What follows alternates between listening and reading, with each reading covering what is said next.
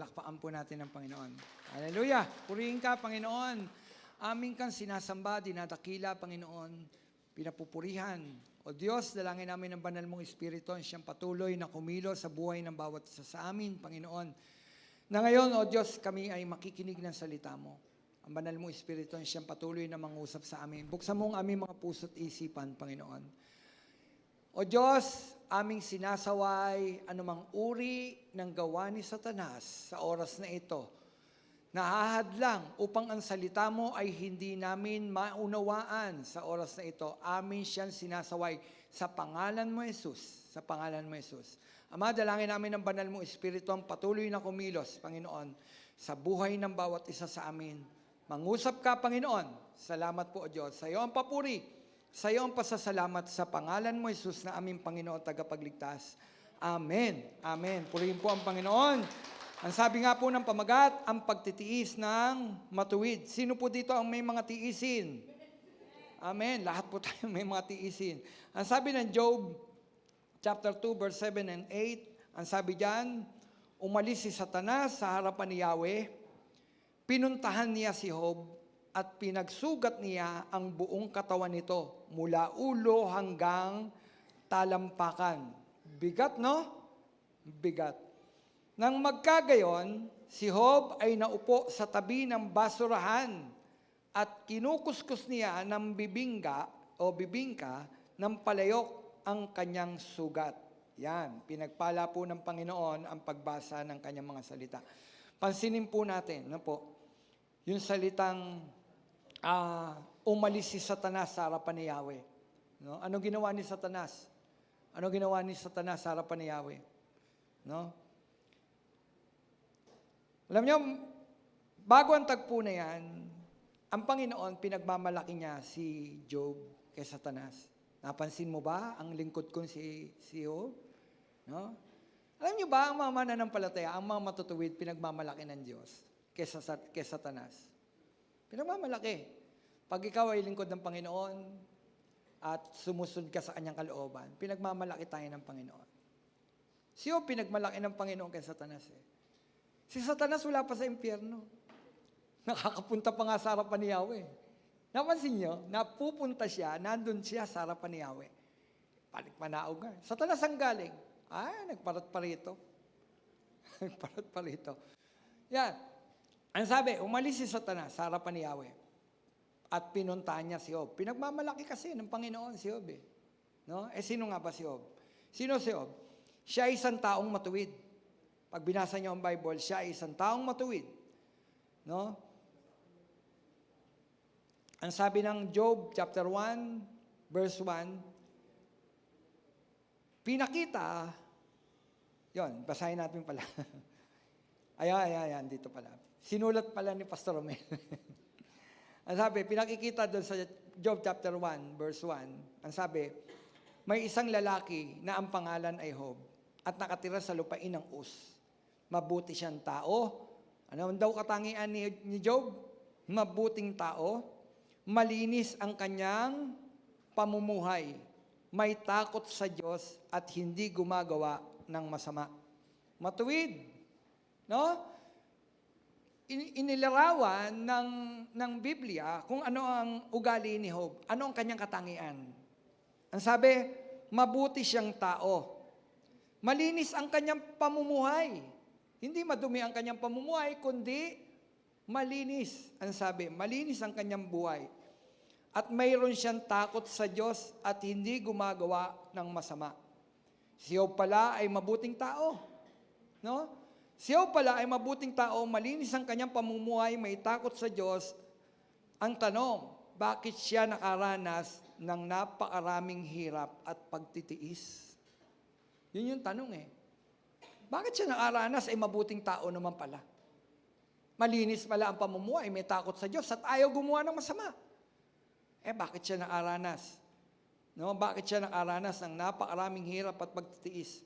Alam nyo, sa mundong ito, may tinatawag ang mundong ito na good karma at bad karma. Amen? Pero sa ating mga anak ng Diyos, ang tawag natin dyan, hindi good karma at bad karma. Ang tawag natin dyan ay batas ng pagtatanim. Nagtanim ka ng mabuti, aani ka ng mabuti. Nagtanim ka ng masama, ay aani ka ng masama. Kung ganon, bakit nagsuffer si Job? Mabuti siyang tao. Nagtatanim siya ng mabubuting bagay. Di ba? Mabuti. Sabi, may batas ng may batas ng pagtatanim. Nagtanim ka ng mabuti at aani ka ng mabuti. Bakit siya umani ng masama? No? Bakit siya umani ng masama? Alam niyo itong mensaheng ito, dapat ito, ilang point to, marami. Kaya lang sabi ko, Lord, pag nilagay ko lahat ng punto dito, bakit ang mga mananampalataya o ang matutuwid na tao ay nagsasaper sa kabila ng kanilang kabutihan, aabutin tayo ng hanggang gabi. Mahaba. Kaya ngayong araw na ito, 1 punto lang po. Tapos na, uwi na po tayo. 1 point lang. Kaya pagtiisan nyo na ako, pagtiisan nyo na. Walang matutulog, mga kapatid. 1 punto lang naman pala si Pastor Romel. Ngayon, sabi ko nga, bakit si Pastor Romel, bakit si Job, nagtanim ng mabubuting bagay? Bakit siya nagsasaper? No, sabi ko nga, bakit siya nagsasaper? Sa kabila ng hirap, no? Sa kabila ng mabuting tao siya. Napakaraming hirap at sakit daw ng idinanas, no, ni Job at sama ng loob. Di ba dapat pagpapala mula sa Diyos ang kanyang makamit? No, dapat pagpapala Dahil sabi ko kanina, may pagtatanim No, batas ng pagtatanim. Magtanim ka ng mabuti, aani ka ng mabuti. Hindi masama ang itinanim ni Job, pero bakit siya umani ng masasamang bagay? Pero niyo no, ang sabi, nagkaroon ng sugat si Job mula ulo hanggang talampakan. At hindi lang yun ang pinakamatindi doon. Hindi lang yun. Si Job inilagay sa tabi ng basurahan. Pansinin niyo yun. Hindi siya dapat naroon sa tabi ng basurahan. Di ba mayaman si Job? Mayaman siya. May asawa siya. May asawa siyang dakdakera. May asawa siya. Pero tingnan ninyo, nilagay si Job sa tabi ng basurahan. At ang matindi doon, yung pinangkakamot niya sa kanyang sugat, ang kati-kati siguro noon, mula ulo hanggang talampakan noon, susugat, nagnanaknak. Ang kati noon. Ang pinangkakamot niya, hindi na yung kamay. Marahil hindi na makuha ng kamay niya yun sa dami ng kati. Kirot, nagahalo, di ba? Ang sabi, kumuha ng basag na palayok, yung pinakatakip. At yun yung pinangkakamot niya. Pag kinangkamot niya yun, ano mangyayari doon sa sugat? Mananariwa uli. Magnanana, magsasakit, kikirot. Di ba? Ang sakit ng pinagdaraanan niya. Hindi yan makahiga ng matuwid. Bakit? Doon lahat daw mula ulo hanggang talampakan, mayroon siyang sugat. Nagsasuffer si Job. Pastor Romel, bakit siya nakaranas ng ganun? No? Sabi ko nga dapat pagpapala ang makamit niya. Alam nyo, tayo maging sa atin, kadalasan nagaganap ang mga parehong pangyayari. Nagtatapat tayo sa Diyos, pero dumaranas tayo ng hirap at bigati. Sino dito nagtatapat sa Diyos? Pero nakakaranas tayo ng bigati at kahirapan. Di po ba? Tulad ni Job. Hindi lang kasing laki nung hirap niya. No, hindi lang gano'n. Pero meron. Meron. No? Kasi ang sabi, ang katapatan sa Diyos ay hindi nangangahulugan daw na ang mga mananampalataya o ang mga matutuwid ay hindi na makakaranas ng kabalisahan, sakit at pagtitiis ng kanilang buhay. Yan yung isang katotohanan ng buhay. Hindi porket mananampalataya ka o kaya matuwid ka, hindi ka na makakaranas ng mga pigati. Hindi ka na makakaranas ng sakit, hindi ka na makakaranas ng pagtitiis at pagluha. Sa katunayan, si Jesus mismo ay nagturo na dapat natin, ang sabi, nagturo ang ating Panginoong Hesus na dapat natin itong asahan. Ang sabi ng John 16:33, sinasabi ko sa inyo upang kayo'y magkaroon ng kapayapaan. Pansinin niyo ito sinasabi ito ng Panginoon. Bakit pinararating na mismo sa atin ng Panginoon, dito sa mundong ito, hindi payapa ang buhay natin kahit matuwid ka. No, kahit matuwid ka, kahit sinusunod mo ang kalooban niya, hindi, daranas tayo ng ganyan. Sabi ng Panginoon, kanino ito sinasabi? Sa mga alagad. Ang sabi, sinasabi ko sa inyo ito upang kayo'y magkaroon ng kapayapaan sa pakikipag-isa sa akin. mayroon kayong kapigatian dito sa sanlibutan, ngunit lakasan ninyo ang inyong loob na pagtagumpayan ko na ang sanlibutan. Sabi ni Jesus. O ano ang pangako ng Panginoon? Pangako ito, promise niya yan eh. Ang sabi niya, sinasabi ko sa inyo, sa mga alagad, ang sabi, sinasabi ko sa inyo, magkakaroon kayo ng kapigatian. No? Magkakaroon kayo ng kapigatian dito sa lupa. Pero ang sabi doon, lakasan ninyo ang inyong loob. No? Lakasan ninyo ang inyong loob. At sinabi yun ni Jesus upang magkaroon daw tayo ng kapayapaan. Pag dumating yung mga pagtitiis, pag dumating ang hirap ng buhay, kagaya ng dumating kay Job, ay magkakaroon tayo ng kapayapaan. Inalaw to ni Lord. Pinahintulot ito, Lord. Alam niyo, ang ating Panginoon, hindi nagpaparusa. Yung nangyari kay Job, hindi parusa yun ng Diyos. No? May kapahintulutan ng Diyos na ginawa yon kay Job. At ang may gawa nun, ang ating kaaway, si Satanas. Yun naman ang kanyang gawain di ba? Manira, sumira, pumatay. Di ba? Yun ang kanyang gawain. Ang Diyos, hindi niya gagawin ng bagay na ito sa mga mananampalataya. Hindi malupit ang Diyos, mabuti ang Diyos. Kaya lang pinahihintulot ito ng Panginoon maganap sa buhay ng mga matutuwid. Minsan iisip tayo, Panginoon, bakit matuwid ako? Bakit yung mga masasama sila pa nananagana? Panginoon, bakit nananalangin naman ako sa iyo? Nagpe-pray naman ako sa iyo? Bakit may sakit ako? Bakit yung masama? Ba't yung masama malakas? Nakakita niyo na yan. Ba't yung masama malakas? Bakit yung matuwid yun na nagsasaper? Naging tanong ko rin yun Naging tanong natin yun. Eto, may kapahintulutan.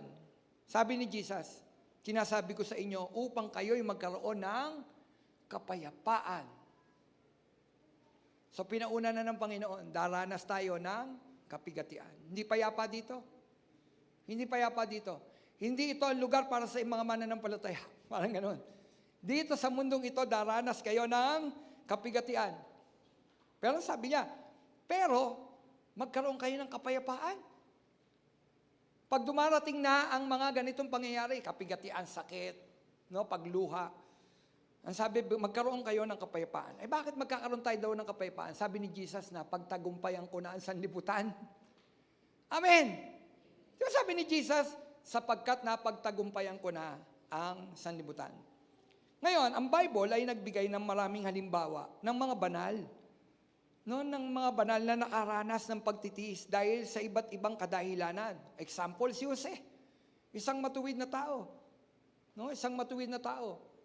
Lagi niyang tinatanggihan yung pagtutokso sa kanya ng asawa ng kanyang amo, na si Potiphar. Araw-araw, tinutokso siya. Sumiping sa kanya, doon sa asawa ng kanyang amo. Pero tinatanggihan niya ito. Pero tingnan ninyo, sa kabila ng kanyang pagtanggi sa kasalanan, saan pinulot si Jose? Sa kulungan. Mag-iisip ka, Panginoon, matuwid na tao tapos nakulong, tumanggi na nga Tapos kinasuhan siya ng rape. Di ba? Parang unfair. Matuwid na tao, dumanas ng unfair sa mundong ito. Si David, matuwid na tao, ganun din. Ang kanyang anak, Suwail. Suwail ang anak ni David. Hindi matuwid, hindi lahat ng anak ni David minamahal siya. Mayroon siyang anak, si Absalom. Si Absalom, ang ginagawa ni Absalom, pumupunta doon sa pintuan na kung saan marami nagdadaan, sinisiraan yung kanyang ama. Tatay niya, hari, sinisiraan at nagrebelde. Nagkudita. Kaya si Haring David naalis sa palasyo, pumalit yung kanyang anak. Yun, lapastangan. Di ba ang sakit nun? Matuwid na tao, minamahal yung kanyang mga anak, tapos mismong anak niya na minamahal niya, yun mismo ang gumawa ng kawalangian sa kanya. Ano mararamdaman ng isang magulang? Ano nararamdaman ni David? Nung panahon na yun, hari siya. Tapos ang kumukudita sa kanya, hindi yung general niya, kundi mismong anak niya. Kinukudita siya. At nagtagumpay. Si Job, binasa natin. Si Jeremiah at si Pablo. Si Pablo nangaral na Saan pinulot si Pablo? Binugbog. Pagkatapos nung pinakulong si Pablo. Yan nagpagpapakita ng mga taong matuwid, pero dumaranas ng pagtitiis, no? Dumaranas ng pagtutuwid sa mundong ito. Dumaranas ng pagtitiis. Dumanas sila ng pagtitiis, dumanas sila ng luha, dumanas sila ng sama ng loob, dumanas sila ng sakit ng kalooban. Kaya mapapansin nyo, ang pamagat natin, ang pagtitiis ng matuwid. Taas nga ang kamay ng matutuwid. Matuwid ba kayo? Matuwid po ba tayo? Kapatid, kapag tinanggap mo si Jesus bilang Panginoon tagapagligtas mo, tinuring ka ng Panginoon, matuwid, bagamat nagkakasala pa rin naman tayo. Di ba? Nagkakasala pa rin tayo, kaya lang, basta tinanggap mo si Jesus bilang Panginoon mo tagapagligtas at hindi ka tumatalikod kay Jesus, tinuturing kang matuwid. Kasi malaya tayo nakakalapit agad sa Panginoon at nakahihingi ng tawad at yun na nagiging katuwiran. Amen? Salamat sa Panginoon. Yun. So, sabi ko nga, nakaranas ng ng pagluha ang mga matuwid. At may sa Bible, sinabi ko nga, may mga example. Ngayon, isa lang ngayong araw na ito. Anong dahilan ng pagtitiis ng matuwid? Anong dahilan ng pagtitiis ng mga mananampalataya sa mundong ito? Samantalang may pangako ang Diyos. Naparito daw siya upang bigyan tayo ng masagana at kaaya-ayang buhay. Bakit may pagtitiis? Sinungaling ba ang Diyos? Hindi. Hindi sinungaling ang Panginoong Hesus. May dahilan, bakit? Amen? May dahilan, bakit? Unang dahilan, bakit nagtitiis o may pagtitiis ang mga mananampalataya o ang mga matutuwid. Alam niyo kung ano? Dahil sa minanang kasalanan. Yan ang una. Dahil sa minana nating kasalanan. Alam niyo ang bata, pag pinanganak pa lang, may kasalanan na yan. May kasalanan na. Hindi yung kasalanan kanyang nagawa. Ang tawag doon yung original sin. Minanang kasalanan. Kanino? Doon sa launa. Sino nauna? Si Eva at Adan. Yan ang kasalanan ng tao. Meron tayong mga minanang kasalanan. Ang mga mananampalataya ay dumaranas ng pagtitiis bilang isang patuloy na bunga ng kasalanan na minana natin kay Eva at Adan. So ito yung binanggit natin kanina, si Job, si David, no, si Jeremiah, si Pablo. Lahat ito nakaranas ng pagtitiis dahil bunga ito nung minanang kasalanan sa naunang tao. May minanang kasalanan. Nasabi ko nga, bata pa lang, pag silang pa lang ng bata, lumabas sa sinapupunan, mayroon na siyang kasalanan. Amen? Meron na siyang kasalanan. Ang tawag doon, original sin. Nang pumasok ang kasalanan sa sanlibutan, dumating sa buhay ng tao ang sakit. No? Pumasok yun. Paano ba pumasok? Alam naman natin sa Genesis. Diba? Kung paanong natukso ang tao sa pagkakasala. Paanong nahulog ang tao sa pagkakasala. Nang pumasok daw ang pagkakasala, bumasok na din sa buhay ng tao ang sakit, pride, inggit, kalungkutan, paglalaban-laban, at sa katapusan ay kamatayan. Kamatayan. Tingnan sa Genesis. Genesis chapter 3, verse 16 hanggang 19. Ang sabi diyan, dito binaba ng Panginoon yung hatol dahil nagkasala. Dahil nagkasala ang unang tao. Ang sabi, babae. Sino ang babae? Taas ang kamay. Sa babae na may sinasalaysay. Ang sabi, sa babae naman, ito ang salaysay. Sa pagbubuntis mo ay mahihirapan. Lalo kung sumapit ang iyong pagluluwal. Kaya pala pag nagbubuntis yung mga babae, hirap na hirap. Unang buwan pa lang ang hirap. Ano pinakamahirap sa mga babae pag nagbubuntis? Yung paglili. Suka ng suka. Ang hirap. Ang hirap. Di ba? Lalo daw, sabi, lalo na sa iyong pagluluwal. Pagluluwal. Kaya may kasabihan pag daw ang babae manganganak, yung isang paa nasa bingit ng kamatayan. At totoo yun. May meron na nga namamatay dahil sa kanilang panganganak. No? Ang sabi, ikaw babae, sa iyong pagbubuntis, mahihirapan, lalo kung sumapit ang iyong pagluluwal. At ang lalaking ito, na asawang hirang, susundin mong palagi habang nabubuhay. Sino dito may mga asawa? May mga asawa po ba kayo? May mga asawa, buhay pa ba mga asawa ninyo? O yun, sa mga may asawa, buhay pa. Ang sabi doon, sundin ninyo. Pasakop kayo. Pasakop. Kasama yon. Kasama pala yon sa sinasabi ng Panginoon. Pasakop ka.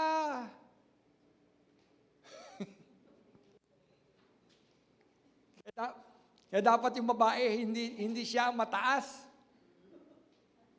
Hindi siya ang hari. No, hindi siya ang hari. Hindi ikaw namumuno sa loob ng tahanan. Bakit sinabi ng Panginoon Kasama yun sa parusa Magpapasakop ka. Ang hirap nagpasakop pag sinasabi ng asawa mo, tapos laban sa iyong kalooban. Di ba? Kasi alang kasama yan Ang sabi, susundin mo habang nabubuhay. Hinarap naman ng Diyos si Adan at ganito ang sinabi, pagkat nakinig ka sa asawa mong hirang, kaya noong pa man din, ang mga lalaki talagang takusa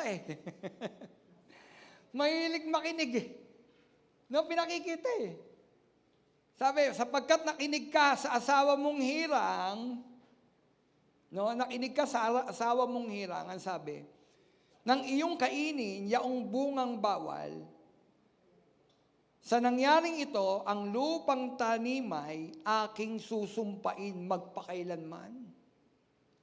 Yung pala. Tingnan ninyo dati, ang original na plano ng Panginoon, kakain ang tao ng hindi magtatanim.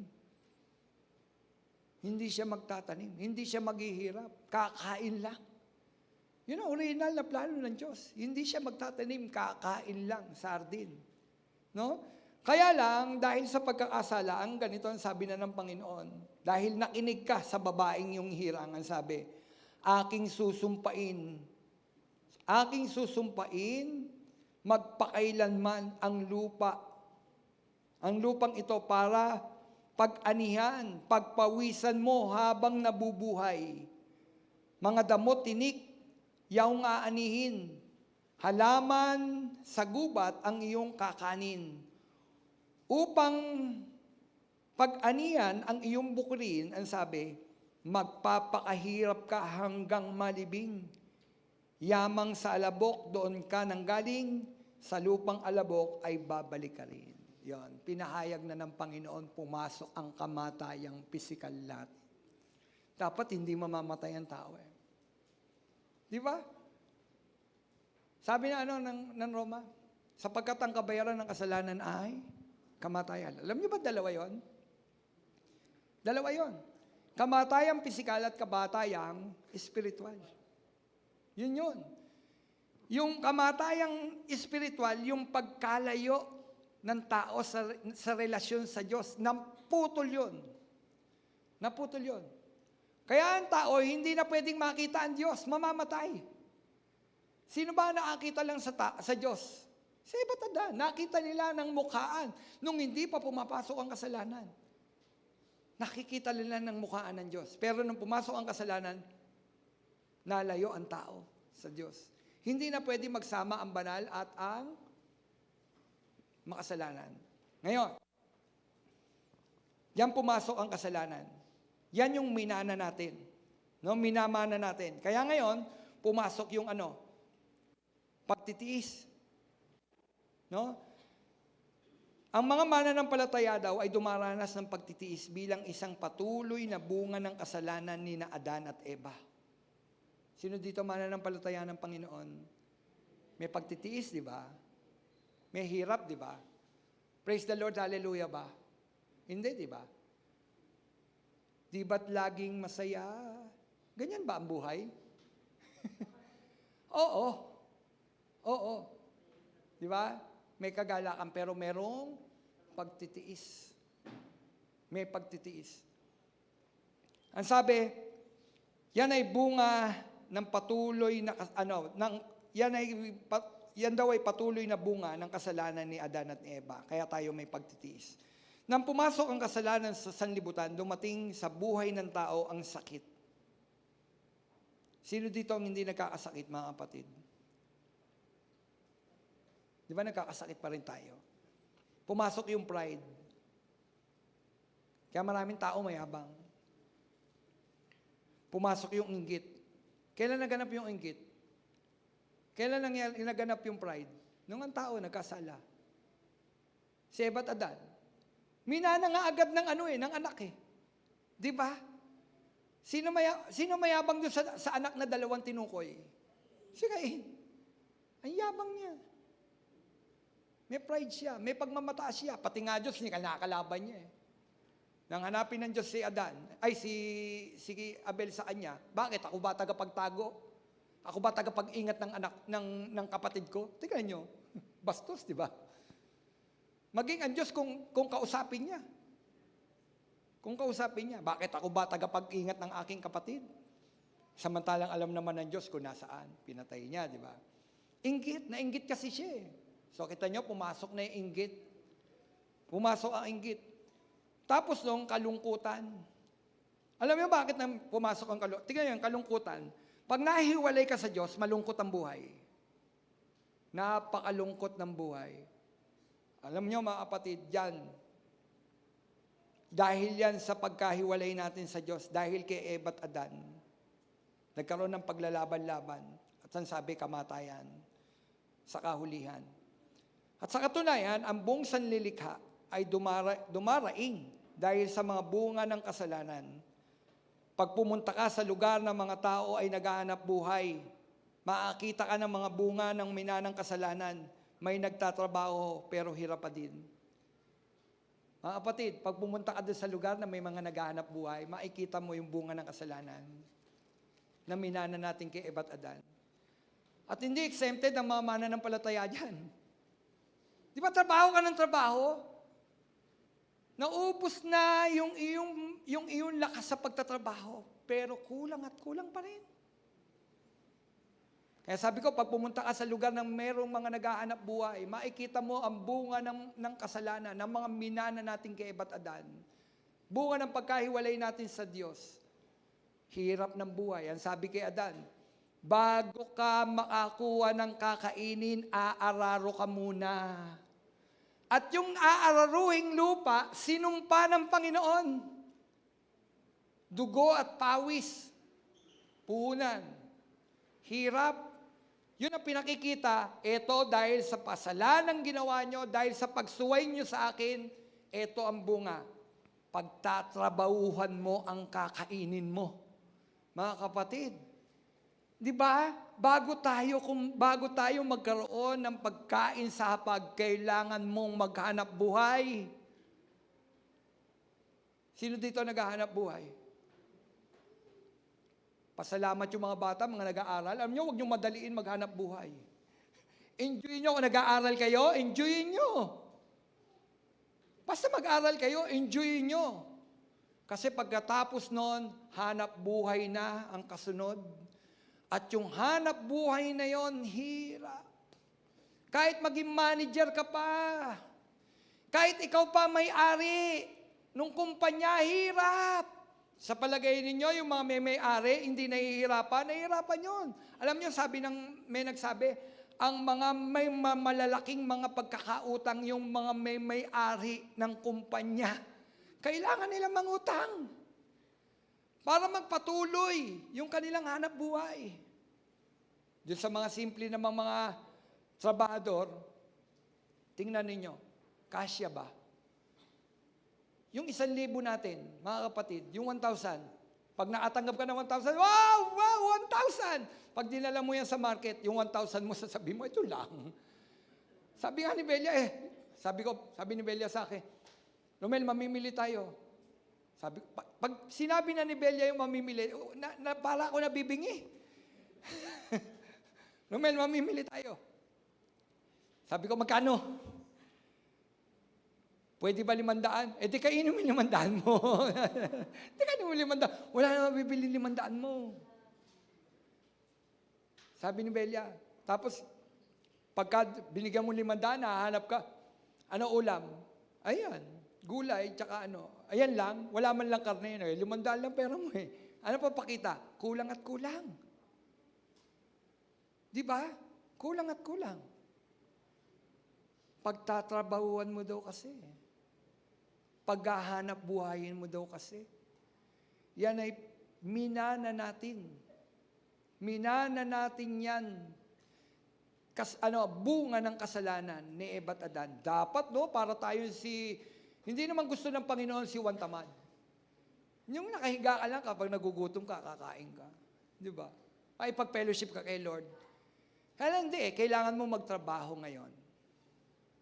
Tama? Kulang at kulang. Pag nagpunta ka sa lugar ng may naghahanap buhay, makikita mo ang bunga ng kasalanan ng unang tao. Daing ang maririnig mo. Daing. Ito lang kulang. Di ba? Kahit magtaas ng minimum wage, ang gobyerno, anong daing ng mga manggagawa? Kulang. Dahil yun ang totoo, kulang. Pag tinanong mo ng mga businessman, hindi nila kayang ibigay yung sinasabi na yun. Hindi kaya, babagsak yung kanilang hanap buhay. So, kailangan balansin ng gobyerno. Pagpapakita na dito sa mundong ito, kahit magtrabaho ka, may hirap. Tama po ba? May hirap. Pag pumunta ka sa ospital at makakita ka ng mga taong may sakit, bunga yan ng kasalanang minana. Ang orihinal na plano ng Diyos, hindi tayo magkakasakit. Pag pumunta ka sa ospital, nakakita ka ng mga taong nakahiga doon, makikita mo ang bunga ng kasalanang minana natin kay Adan at Eva. Nagkakasakit na ang tao. Sino dito, kahit mananampalataya na, hindi sinipon, hindi lilagnat, dahil mananampalataya siya. Ang dami nga nagpaalam Ang dami nagpaalam sa akin. Nag-chat, Pastor, hindi ako makakadalo. Bakit? May sakit po kami. Si nanay nga Si nanay, sabi ko, Nay, uwi ka na. Giniginaw. Uwi na. Sabi niya, hindi, sisimba ako. No? Pero nagkakasakit. Tingnan ninyo, yan ay bunga. Bunga yan ng minanang kasalanan. Tingnan nyo, dami-dami na pwedeng ipamana sa atin. Sarap sana kung pinamana ni Eva at Adan. Ginto. Di ba? Bayat lupa. Kaya lang hindi Ang minana, pinamana sa atin, bunga ng kasalanan. Pag pumunta ka sa ospital, makikita mo ang mga taong nagsasaper. Mga taong naghihirap dahil sa sakit. Di ba? Yung lagnat, ubo, natural na lang yan paano yung may mga cancer? Na humihiyaw sa sakit. Alam niyo ba humihiyaw sa sakit? Nakakita na kayo nang nagkaroon ng cancer sa buto? Alam niyo, pinakamasakit yan. Pinakamasakit. Yung cancer sa buto, may kamag-anak si Mrs. na nagkaroon ng cancer sa buto. Pag nagising, sasaksakan na uli. Pain management na lang. Bakit? Ihiyaw sa sakit. Nababaklas yung ribs. At pag nabaklas yung ribs, kumakalas. Ihiyaw sa sakit. Sasaksaan na lang ng gamot. Pain management. Yun, pain management. So yun, magpapakita sa atin, nagpapaalala, ito'y bunga ng minana nating, kasalanan. Nahiwalay tayo sa Diyos Nahiwalay tayo sa proteksyon ng Diyos. Minana. At ang katawang lupang ito, kaya sabi ng Panginoon sinabi na niya mamamatay ang tao. Ang original na plano ng Panginoon, hindi mamamatay ang tao. Hindi mamamatay ang tao. Kaya lang, sa uling bahagi ng sinabi ng Diyos kay Adan at Eva, kay Adan, ang sabi, ikaw ay magtatrabaho hanggang ang katawang lupa'y magbalik sa kapwa lupa. So, sinabi na ng Panginoon na mamamatay ang tao. Sinuway mo ko, mamamatay ka. Mamamatay ang katawan lupa mo. At ang pinakamatindi doon, yung pagkahiwalay nila sa Diyos. Ang sabi ko nga, pag pumunta ka sa funeral parlor, sa simenteryo, makakita mo ang bunga ng kasalanang minana sa unang taong si Adan at si Eva. Sino dito nakapunta na ng simenteryo? Baka naman di pa kayo nakakita ng simenteryo. Pag napunta kayo ng simenteryo, nagpapaalala sa atin, ito ay bunga ng kasalanan ng unang tao. Di ba? Kamatayan. Kamatayan. Kapatid, ang pinakamatalinong tao, nagsabi. Nagsabi siya. Sino yun? Si Haring Solomon. Ang sabi niya, mas mainam pumunta sa bahay ng namatayan kaysa sa bahay ng may handaan. Bakit daw? Sapagkat dapat ipaalala sa kanyang sarili na siya mandi mamamatay din. Kapatid, sabi mo sa katabi mo, mamamatay ka din. Realidad yan. Yan ay isang katotohanan ng buhay. Mamamatay tayo. Matuwid o hindi matuwid, mamamatay. Amen? Matuwid o hindi matuwid, mamamatay. Bakit? Dahil yan sa minanang kasalanan sa unang tao. Hindi exempted ang mga matuwid. Ang mga mananampalataya ni Kristo. Tayo ay nagtatrabaho, hirap pa din. Sino dito trabaho ng trabaho, hirap pa din?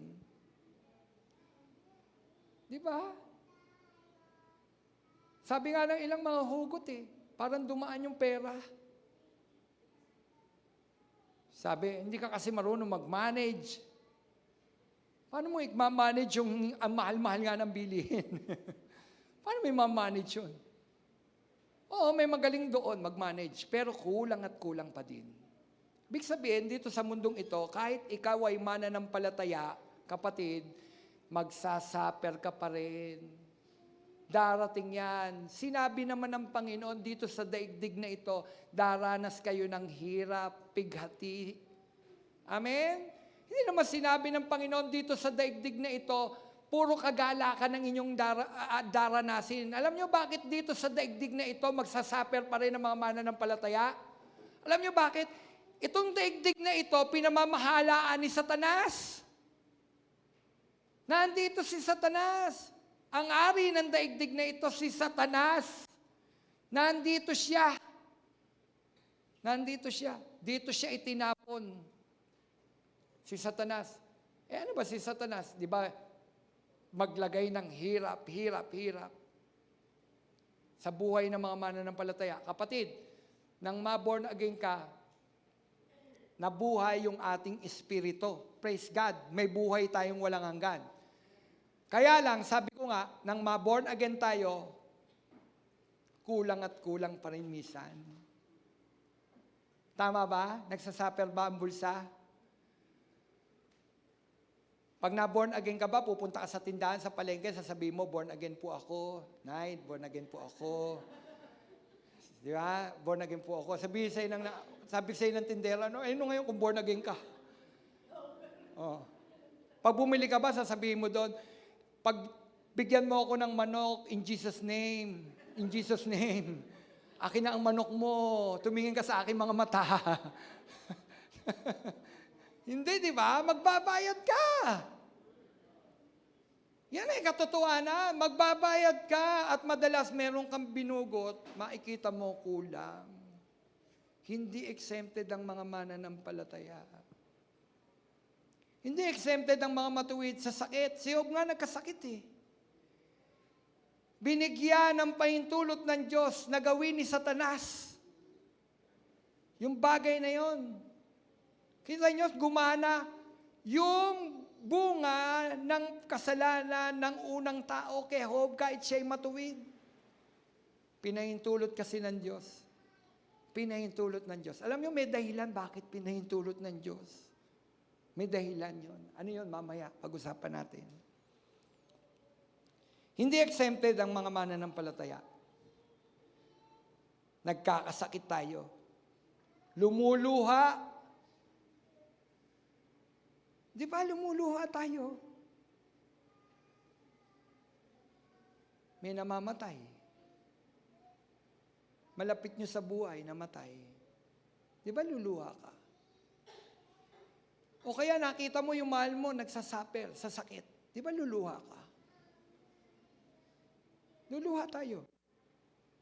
Yan ay isang katotohanan. Nagaganap kahit mananampalataya tayo. Ngayon, sabi ko nga, hindi tayo exempted. Ano ang dapat maging tugon natin pag dumating ang pigati na ating daranasin o dinaranas? Ano ang dapat nating maging tugon? Yun eh. Mga kapatid, realidad, may hirap pa din sa mundong ito. Alam niyo bakit? Kasi hindi naman ito ang tunay natin tahanan. May inihanda ang Diyos sa atin. Perfectong lugar. Amen? May inihanda. Ang bahay niya mismo, inihanda niya sa atin. Ngayon, kung dito pala sa daigdig na ito, kahit matuwid ka, ay daranas ka ng mga bagay na ito, pag dumarating na ang hirap ng buhay, ano ang dapat mong maging tugon? Alam nyo kung ano ang dapat nating maging tugon? Ilagay natin o ilagak natin ang ating sarili sa biyaya, kalakasan at kaaliwan ng Diyos. Ayun. Lahat tayo daranas ng hirap, lahat tayo malulugi, lahat tayo lulukoy, lahat tayo makakaranas ng unfair na treatment ng tao ng mundong ito. Kaya lang kapag dumarating na ang ganitong sitwasyon, ano ang dapat mong gawin? Ang dapat gawin ng mga mananampalataya kapag dumarating tayo sa mga pagsubok, hirap, pagluha, ilagak natin ang ating buhay sa ating Panginoong Hesus. Tingnan mo ang Diyos. Siya lang ang may magagawa. Wala tayong magagawa. Magkasakit tayo, wala tayong magagawa. Kahit mayroong gamot, wala kang magagawa. Hindi mo mapipigil ang kamatayan. Pag dumating ang kamatayan, kahit anong takbo mo sa kamatayan, hindi mo mapipigil ang kamatayan. Hindi matatakasan ng tao ang kamatayan. Hindi matatakasan ng tao ang hirap sa daigdig na ito. Minana natin yan sa unang tao. Sisisihin ba natin sila? Ay, hindi. Eh, anong dapat natin gawin? Ilagak mo kung pumasok daw ang kasalanan sa pamamagitan ng isang tao. Ganon din naman, pumasok ang kapatawaran ng kasalanan dahil rin sa isang tao. Sino yun? Si Kristo, ang Diyos na nagkatawang tao. Kung tao ang ginamit para tayo makaranas ng hirap, tao rin ang ginamit ng Diyos. Diyos na nagkatawang tao upang dumanas tayo ng John 10:10, na parito ang anak ng tao upang kayo'y bigyan ng masagana at kaaya-ayang buhay. Hallelujah! Alam nyo, daranas yung naparito siya upang bigyan tayo ng masagana at kaaya-ayang buhay. Yun ito doon sa mga taong naglalagak ng kanyang buhay sa ating Panginoon. Kapatid, pagdating ng pagsubok, ibigay mo sa Diyos ang buhay mo. Ibigay mo sa Diyos. Sabihin mo sa Panginoon, wala akong magagawa. Wala akong magagawa. Ang sabi ng unang Korinto 10:13, wala pang pagsubok na dumating sa inyo na hindi dinanas ng lahat ng tao. Lahat pala ng tao. Sinabi doon, lahat ng tao. Hindi sinabi doon, kapag born again ka na o tumanggap ka kay Kristo, hindi ka na daranas ng pagsubok. Ang sabi, wala pang pagsubok na dumating sa inyo at sinasabi ito sa mga mananampalataya. Wala pang pagsubok na dumating sa inyo na di dinanas ng lahat ng tao. Pero sabi niya, tapat ang Diyos. Ano sabi? Tapat ang Diyos. Tapat ang Diyos, ang sabi. Tapat ang Diyos at hindi niya ipahihintulot na kayo'y subukin ng higit sa inyong makakaya.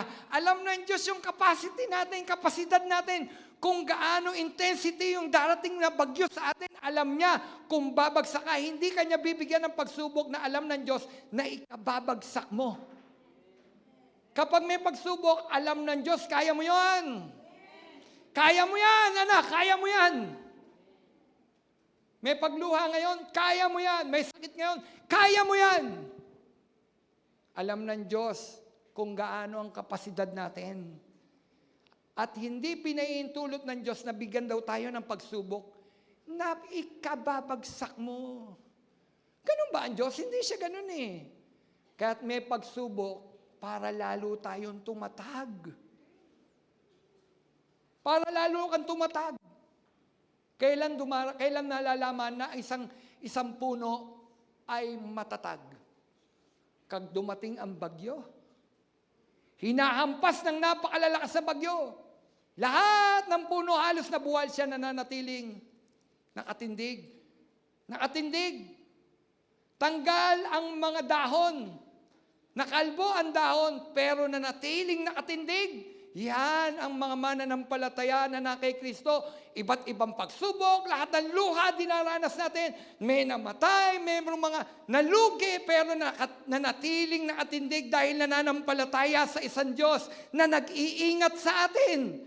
Nakatindig ka, sugatan, pero nananatiling nakatindig. Kapatid, hindi mo yan kaya kung wala si Kristo sa buhay natin. Kahit anong dapat natin gawin kapag dumarating na ang pagsubok? Kay Lord ako. Sa Diyos ako titingin, mga ngapit.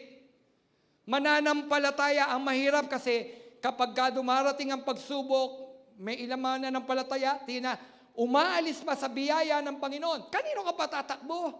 Wala ka naman pwedeng takbuhan sa mundong ito. Minsan ang nagiging solusyon, bumalik sa dating buhay. Minsan nagiging solusyon, uminom, maglulong sa alak. Kapatid, sinisira mo lang ang buhay mo. Ang dapat gawin natin, magtiwala tayo sa Diyos. Hallelujah! Ipagtiwala mo sa Diyos. Ang sabi ng Biblia, ang nagtitiwala sa Diyos ay matutulad sa walang pagod na pakpak ng agila. Hallelujah! Kapatid, yan dapat daw ang maging ugali ng mga mananampalataya kapag tayo ay dumaranas ng mga pagsubok, mga pagluha, mga hirap ng buhay na minana natin sa unang tao na hindi na natin matatakasan. Hindi mo yan matatakasan. Kapatid, pag dumarating na ang mga bagay na ito, tingnan mo si Jesus, ang mananagumpay. Sabi ni Jesus, huwag kang mabahala, pinagtagumpayan ko na ang sanlibutan. Hallelujah! Praise God. Ang sabi, hindi niya ipahintulot na kayo subukin ng higit sa inyong makakaya. Sa halip, pagdating ng pagsubok, yun di ba? Sa halip, pagdating ng pagsubok, bibigyan niya kayo ng lakas upang mapagtagumpayan ito. Kaya sabi ko kanino ka tatakbo? Meron mananampalataya, lumalayo doon sa nagbibigay ng lakas. Hindi. Dapat, kapag dumadating ang pagsubok, makita mo, sino yung nagbibigay o saan manggagaling ang aking lakas? Sa Diyos. Huwag kang lalayo sa Diyos. Lumapit ka lalo sa Diyos. Kapag may pagsubok, lumapit ka lalo sa Diyos. Kapag mayroong sakit, may kalooban, lumapit ka lalo sa Diyos. Mangapit ka sa Diyos. Kapatid, yan ang gusto ng Panginoon. Pinahintulot niya ang mga pagsubok na ito para patatagin ang ating mga pananampalataya. Praise God. Kapatid, di ba? Pero yun, lahat buwal, ikaw nakatindig. Sugatan. Pero nakatindig ka. Alam nyo bakit nakatindig? Sabi, yung aral sa foundation, hangal ang tao na naglagak ng kanyang buhay sa buhanginan. Hangal daw ang tao na naglagak ng kanyang buhay sa buhanginan. Bakit? Pag dumating ang bagyo ng buhay, ang sabi, pagdating ng bagyo, mawawasak ito. Bakit? Buhangin Ang sabi, ngunit, ang sabi, matalino ang tao na naglagak ng kanyang buhay sa bato. At ang bato na yan ay si Kristo. Amen? Dumating ang bagyo. Tingnan nyo doon sa aral na yon, kapwa tumanggap ng bagyo?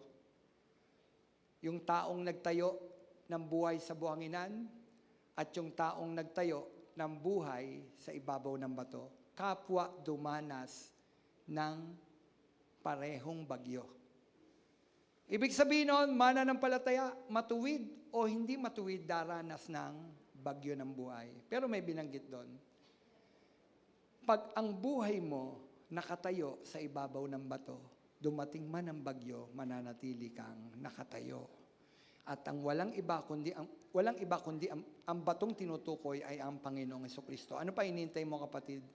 Lumapit ka sa Diyos na nagbibigay sa atin ng lakas. Amen, lakas. Kapatid, lahat ng ating dinaranas na pigati ay bunga ng namanang kasalanan sa unang tao, si Eva at Adan. Ngunit andyan ang Diyos na nagsabi, bibigyan tayo ng lakas upang mapagtagumpayan ang hirap ng pagsubok na dumaraan sa atin. Si Job ay isang matuwid na tao. Ito po yung conclusion. Si Job ay isang matuwid na tao. Dumanas na maraming hirap at pigati. Sapagkat bagamat siya ay matuwid, siya ay nasasakop sa minanang kasalanan sa unang tao. Sabi nga sa Roma 5:12, ang kasalanan ay pumasok sa sanlibutan at sa pamagitan ng isang tao, sa pamagitan daw ng isang tao, at ang kamatayan sa pamagitan niya. Dahil dito, lumaganap ang kamatayan sa lahat ng tao, sapagkat ang lahat ay nagkasala. Ang sabi doon. Yan po Kapatid, kung dumarating sa atin ngayon ang hirap ng buhay, pigati at tiisin, kapit lang sa Diyos. Dahil hindi laging hirap ang buhay. Di ba hindi naman laging hirap ang buhay? Kung may simula, may wakas. Nagsimula ang bagyo, nagsimula ang lungkot, may katapusan yan. Amen? Hindi laging luha. Sabi nga ng mga ngaral, may panahon ng pagtawa at pagtangis. Ibig sabihin nun, hindi laging pagtangis. Di ba? May panahon ng pagyakap at may panahon ng paghihiwalay. Ibig sabihin, hindi laging paghihiwalay, may panahon ng pagyakap. May panahon daw ng pagtawa at may panahon ng pag-iyak. Hindi rin laging iiyak. May panahon na tayo ay tatawa. Kapatid, yan ang buhay sa mundong ito. No? Ngayon, ang sabi ko nga, kung may simula, may wakas. Ang bagyo ay dumarating sa iba't ibang mga signal. Di ba? Ang bagyo, may 1, may signal number 1, may signal number 2, may signal number 3, may signal number 4, super typhoon na problema at tiisin. Ngunit tandaan, lalagpas din ang bagyo. Lalagpas din yan. Kahit signal number 4 pa yan, kahit signal number 5, kahit super typhoon pa yan, na bagyo ng buhay, lalagpas din yan. May mga bagyo pa nga, natutunaw. Di ba ba? May mga bagyo pa nga, natutunaw. Ang mahalaga mga kapatid, manatili tayong nakatinding habang dumaraan ang bagyo ng buhay. Tindig lang. Tindig lang. Kaya mo yan. Bakit mo kaya? Kasama natin ang Panginoon. Amen? Kasama natin ang Panginoon, tindig lang. Huwag kang bibitaw sa Diyos. Tindig lang. At magagawa lamang natin ang nakatindig kung tayo ay patuloy nakakapit sa Diyos at magtitiwala sa Kanya, sa Kanyang magagawa sa atin. Tandaan, mga kapatid, kontrolado pa din ng Diyos ang lahat ng bagay. Kontrolado pa rin ng Diyos ang lahat ng bagay. Yung nangyari kay Job, kontrolado ng Diyos ang lahat ng bagay. Hindi pwedeng gumawa si Satanas kay Job nang hindi pinaintulot ng Panginoon. Unang pinatay, mga anak. Kinuha ang lahat ng ari-arian. Napaya si Satanas. Sabi ni Satanas, kaya ka lang naman niya pinupuri. Kasi hindi mo ginagalaw ang kanyang katawan. Di ba? Iba na kapag kakatawan na ang pinag-usapan. Iba kapag ikaw na ang may sakit. Kaya ang sabi ni Satanas, kaya ka lang naman niya sinasamba pa rin, hindi mo ginagalaw ang kanyang katawan. Tanyo, God is in control, sabi ng Panginoon. Sige, bumaba ka, gawin mo ang lahat ng ibig mong gawin sa kanyang katawan. Pero, God is in control, pero, huwag mo siyang papatayin. Kapatid, may mga sakit na dumarating sa atin, pinahihintulot ng Diyos. Kasi pinagmamalaki ka ng Diyos kay Satanas. Hindi mo kasi siya binibigyan ng sakit. Sabi ni Lord, sige, gawin mo. Pero, huwag mo siyang papatayin. Alam niyo kapatid, wala kasi sa kamay ni Satanas ang kamatayan. Ang kamatayan, ang susi ng buhay at ng kamatayan, nasa kamay ng Panginoon. Wala kay Satanas. Nasa Panginoon. God is in control. Amen? Nagpapakita, kontrolado ng Diyos ang lahat ng bagay. Kapatid, sabi ko nga, kontrolado. Sa huling bahagi ng kasaysayan ni Job, hindi siya nanatili sa tabi ng basurahan, na nagkakamot ng sugat, ni-restore lahat ng Diyos ang nawala sa kanya. Kapatid, yan ay realidad ng buhay. Bunga ng pagsuway ay kamatayan, ngunit dahil sa habag ni Kristo, binayaran niya ang kasalanan at bunga nito. Oo, mamamatay ang lupang katawan, ngunit may muling pagkabuhay kay Kristo. Praise God! Mamamatay ito, pero merong muling pagkabuhay kay Kristo. Kapatid, at ang pinakamaganda doon sa muling pagkabuhay, yung katawang nabubulok. Yan. Yang ating katawan na pinagaganda na yan, kapatid, ang ibibigay ng Diyos sa atin, katawang hindi na nabubulok. Amen? Diba? Yan ang Diyos. Kapatid, oo, may pagtitiis, pero anong dapat mong gawin kapag dumarating ang pagtitiis? Pagsubok ng buhay, anong gagawin mo? Paano mo siya harapin? Sa totoo lang, hindi natin kayang haraping nag-iisa. Kailangan natin si Kristo. Kailangan natin si Kristo. Hindi mo kaya. Kailangan natin ng katuwang. At walang ibang katuwang kundi si Jesus. Footprints in the sun. Yan ang mensahe ng footprints in the sun. Gusto niyo ipaalala ko? Tapos magpe-pray na tayo. Sabi ng footprints, doon sa footprints in the sun, naglalakbay sila. 2 pares ang nakikita niya. Isa sa kanyang mga paa, isa rin kay Jesus. Ibig sabihin, kasama natin si Jesus. Masaya. Kasama mo si Lord. Di ba? Ganyan nga ang buhay ng naka-Jesus. Laging may galak sa tuwina. Laging may galak talaga sa tuwina. Kasama mo si Jesus, kahit may problema, di ba't laging masaya? Kasi nga, kasama natin si Jesus. Pero doon sa mabigat na pagsubok, manonotice mo, sabi ng footprints in the sun, manonotice mo, isa na lang pares. At minsan naiisip ng mananampalataya, iniwan mo ba ako, Panginoon? Iniwan mo na ba ako? Nasaan? Nasaan yung kasama ko? Biglang sabi doon, yung nakikita mong footprints doon sa sun, hindi iyo yun. Hindi iyo yun. Akin yun. Kasi nung panahon, tumaranas tayo ng pigati. Sama ng loob. May namatay. Sabi ni Jesus, hindi iyo yun. Akin yun. Kasi nung mga panahon na yun, karga-karga kita. Karga-karga kita. Kapatid, huwag kang bibitiw sa Diyos. Huwag kang bibitiw sa Diyos. Lahat ng bunga ng minana natin sa unang tao, hindi na nating matatakbuhan yan. Pero salamat na lang, mayroong Panginoong Diyos na nag-iingat sa atin. Dumadating man ang bunga nung kasalanan ng unang tao. Andyan ang Panginoon na nag-iingat sa atin. Kapatid, iniingatan tayo ng Panginoon. Ang buti ng Diyos. Di ba ang buti ng Diyos? Mabuti po ba ang Diyos? Kapatid, may pagtitiis tayo dito. Pero huwag kayong mainip.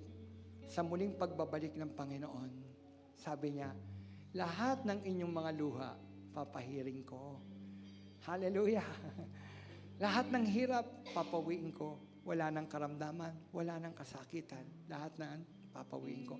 Ang sabi, at ang lahat ng lumang bagay, nagsilipas na. Kapatid, lahat ng bagay na ito, lilipas yan. Mayroon tayong magandang hinaharap sa ating Diyos. At ang maganda doon, langit na bayan. Hallelujah! Buhay na walang hanggan. Hallelujah! Yan na lang ang pag-asa natin. Amen? Yan ang pag-asa ng mga mananampalataya. Kapatid, tayo po'y tumayo. Hindi natin matatakbuhan ang hirap. Ngayon ba meron? Ngayon ba meron? Ngayon ba meron?